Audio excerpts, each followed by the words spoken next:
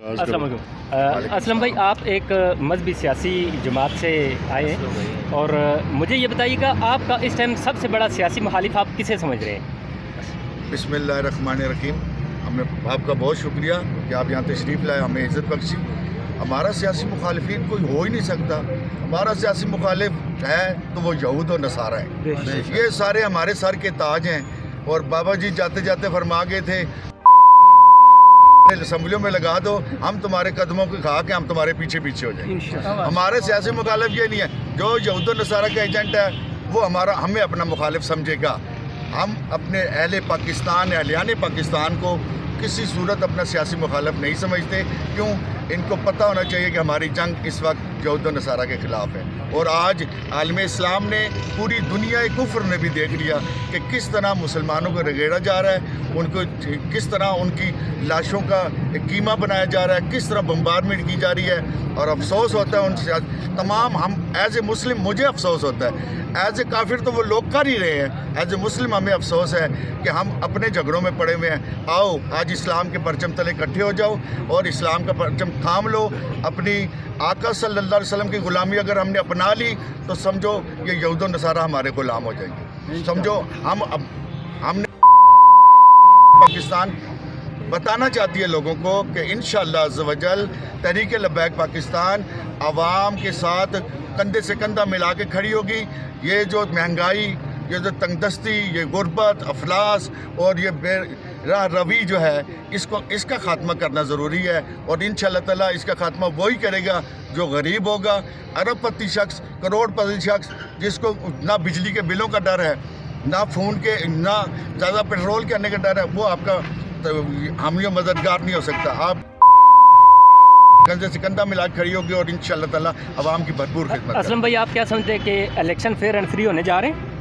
देखें जी, हमें साद भाई ने हमारे एक ही जुमला कह दिया कि इस दफ़ा हम अपने इलेक्शन पे डाका नहीं डालेंगे इंशाअल्लाह। बस सिंपल सी बात है। फ्री एंड फेयर इदारों को पता होगा कि जो अक्सरियत है वो नज़र आ रही होगी।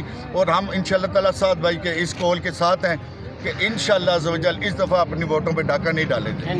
अच्छा, जमात के थोड़ी सी बात कर रहे हैं, अपने पार्टी मंशूर थोड़ा बताओ। देखिए, पार्टी मंशूर बहुत बड़ा है, ठीक है। सिंपल सी बात मैं आपसे अर्ज़ करता चलूँ कि इंशाअल्लाह ताला हमने इस्लाम की और पाकिस्तान के अवाम की खिदमत करनी है। सिंपल लफ्ज़ों में कहा जाए कि इंशाअल्लाह ताला हमने अपनी अवाम के हकूक़ के तहफ़्फ़ुज़ का ख्याल रखना है और गैर इस्लामी तशरीहात जो फैल चुकी हैं उनका खात्मा और कला करना है।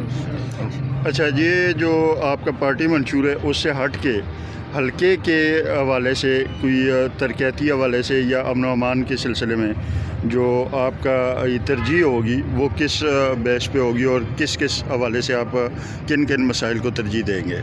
यहाँ की आपने PP13 में देख लिया होगा, राजा सिंह साहब भी ब्रीफ कर सकते हैं। जो हल्के के मसाइल हैं उसमें इस तरह के, एक तो ये हल्के की बदकिस्मती है कि यहाँ पर हमेशा किसी न किसी हवाले से या सूबाई वज़ीर रहे या वफाकी वज़ीर रहे। जी बिल्कुल। लेकिन इसके बावजूद हल्का मसाइलिस्तान बना रहे। हमारे हल्के में जो सबसे बड़ा मसला है वो मनशियात का मसला है कि इतनी मनशियात है जिसकी कोई हद नहीं। और नौजवान जो है वो बेराह रवी का इख्तियार की हुई है, आकर सबसे पहले ये मनशियात का खात्मा इस हल्के से करेगी।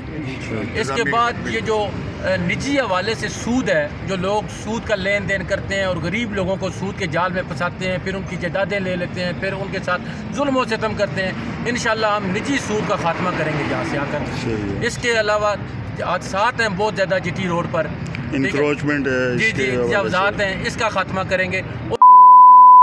जो है वो मुकामी जो मसाइल हैं उसके हल के लिए, और बिलखसूस जो PF के वर्कर हैं जिनको साबका गुज़श्ता हुकूमत जो बरसर इक़्तिदार रही है उन्होंने जो धोखा दिया है, ठीक है, उसके लिए हम वर्कमैन एसोसिएशन के साथ, वाकन के मज़दूरों के साथ शाना बिशाना खड़े होंगे और इंशाअल्लाह हमारी आवाज़ आला ईवानों में जाएगी। और के जो जितने मेंबरान पाकिस्तान से मुंतखब होंगे वो PF वर्कमैन एसोसिएशन के मज़दूरों की आवाज़ इंशाअल्लाह ईवान में बुलंद करेंगे। और दूसरा अर्ज़ करते चले, जीतने के इरादे से भी नहीं आती और न इसे हारने का दुख होता है। हम अपनी आवाम को ये बावर कराना चाहते हैं कि खुदारा 70 साल से जो मिला हुआ हमें लॉलीपॉप दिया जा रहा है جو ہمارے جذبات کے ساتھ کھیلا جا رہا ہے اب سمجھا جائے۔ آج میں اپنے آپ کے توسط سے اپنی عوام سے گزارش کروں گا کہ خدا را ان لوگوں کو سمجھیں جنہوں نے 70 سال تک آپ کے خون کو نچوڑا ہے اور آپ کے ذریعے اپنے اقتدار کو، اپنے مال کو، اپنی جدادوں کو بڑھایا ہے، اپنی اولادوں کو کہاں سے کہاں پہنچایا ہے۔ آج سمجھیں ان ہر شخص کے ساتھ، خواہ وہ مسلم ہے غیر مسلم ہے، ان کے ساتھ کندھے سے کندھا ملا کے کھڑی رہے گی انشاءاللہ۔ بہت شکریہ جی، بہت شکریہ۔ قاضی صاحب آپ کچھ اپنے خیالات کا اظہار کریں۔ جی بسم اللہ الرحمن الرحیم۔ ہم میدان عمل میں ختم نبوت اور ناموس رسالت کے حوالے سے پہچانے جاتے ہیں۔